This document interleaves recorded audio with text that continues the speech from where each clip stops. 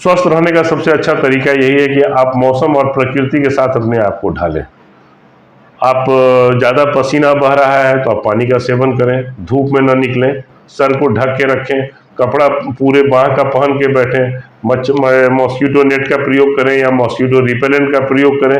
हम बहुत सारी सावधानियों से अपनी बीमारी का बचाव कर सकते हैं। डेंगू ज़्यादातर गर्मी के मौसम में होती है, जैसे भी ह्यूमिडिटी ज़्यादा है, गर्मी का मौसम है, बारिश भी है। डेंगू एक वायरल बीमारी है जो कि एडिस नामक मच्छर के द्वारा एक व्यक्ति के शरीर में इस वायरस का प्रवेश होता है और जिसे हम लोग डेंगू कहते हैं।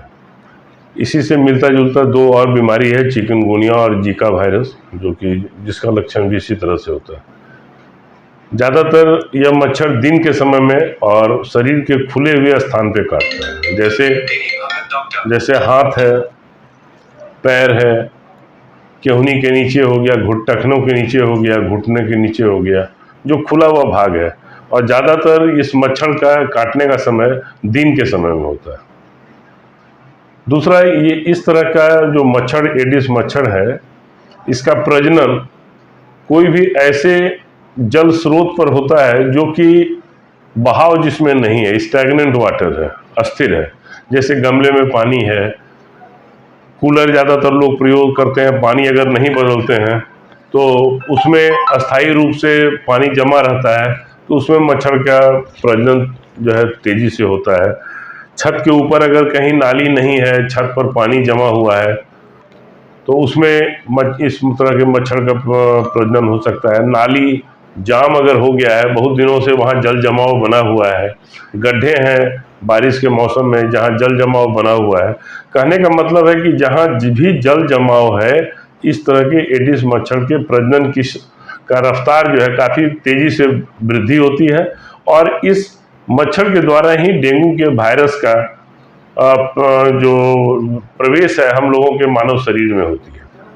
मानव शरीर में प्रवेश के बाद बहुत सारे लक्षण हैं। तेज बुखार आना, 105 106 डिग्री तक बुखार आता है, सर में तेज दर्द रहना, उल्टी होना, मतली की तरह लगना, शरीर अस्वस्थ रहता है, भूख भी नहीं लगता है बहुत लोगों में। ज़्यादातर लोगों में देखा जाता है कि स्किन पर लाल चकत्ता या रैश भी पाया जाता है।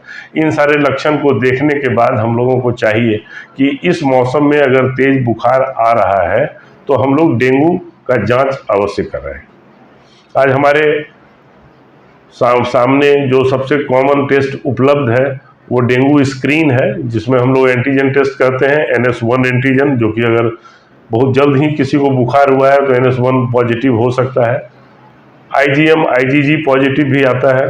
तो कोई भी एंटीजन टेस्ट अगर पॉजिटिव आ रहा है तो हम लोग उसे डेंगू का लक्षण मानते हैं। अगर तेज बुखार के साथ माथे में दर्द है, उल्टी हो रही है, लोग परेशान हो रहे हैं, तो डेंगू का जांच अवश्य भी कराएं। डेंगू का प्रसार बहुत सारे कंट्री में, जो ट्रॉपिकल कंट्री है जहां गर्मी के मौसम का तीव्र प्रभाव रहता है, वहां डेंगू है। ज़्यादातर 40% पॉपुलेशन में डेंगू का प्रचार प्रसार देखा गया। हमारे भारत में भी पिछले कुछ समय से काफ़ी सारे मरीज डेंगू से त्रस्त होते हैं या जानलेवा भी हो जाता है।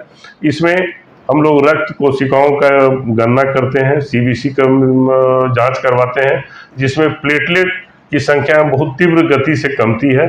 प्लेटलेट कमने से बहुत सारा जो रक्तस्राव का लक्षण है वो होने का संभावना प्रबल हो जाता है।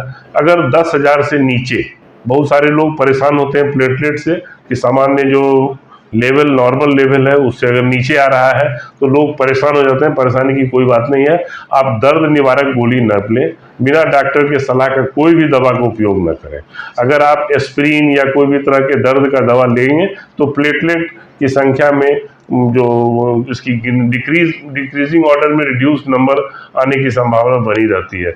इसलिए किसी भी निकटवर्ती चिकित्सक से परामर्श स्थापित करने के बाद ही डेंगू का इलाज करें। दूसरा कि अगर 10,000 से नीचे प्लेटलेट जा रहा है या थोड़ा सा ऊपर भी 10,000 से 50,000 से नीचे है, और अगर उनकी तबीयत, रोगी के तबीयत में बहुत तरह की बेचैनी हो रही है, उसे अच्छा महसूस नहीं हो रहा है, ऐसा कुछ भी लग रहा है कि यह स्वस्थ प्रतीत नहीं हो रहा है, तो उसे निकटवर्ती अस्पताल में भर्ती करें, जहां ब्लड ट्रांसफ्यूजन या प्लेटलेट ट्रांसफ्यूजन किया जाता है, उसे तुरंत करवा लें। नहीं तो हो सकता है कि यह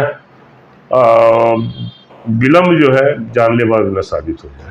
तो लोगों को जब पता चल जाता है कि वायरस इंजेक्ट कर गया है हमारे शरीर में, तो लोग घबरा जाते हैं। हाँ, तो वैसे मरीजों को घबराने की कोई जरूरत नहीं है। आप बुखार के लिए पैरासीटामोल की गोली ले सकते हैं।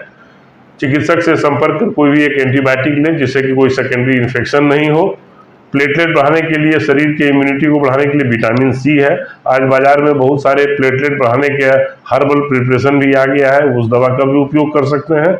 कुछ फल खाने से भी ऐसा, हालांकि कोई ऐसा वैज्ञानिक प्रूफ अभी आया नहीं है, फिर भी ऐसा पाया गया है कि जैसे पपीता का सेवन करना, चीकू खाना, लेमन जूस है या ऑरेंज जूस है या पोरीज वगैरह है, ये सब खाने से हो सकता है प्लेटलेट कुछ बढ़ जाए। तो इस तरह का भोजन का सेवन करें, शरीर को हाइड्रेट रखें, ज़्यादा से ज़्यादा पानी की मात्रा लेते रहें। बीपी गिरने की संभावना होती है, जिसे हम लोग डेंगू शॉक कहते हैं, उसमें रोगी सीरियस हो जाता है। शॉक से बचने के लिए इंट्रावेनस फ्लूइड, जो रिंगर लैक्टेट है या नॉर्मल सलाइन है, इसे देना चाहिए।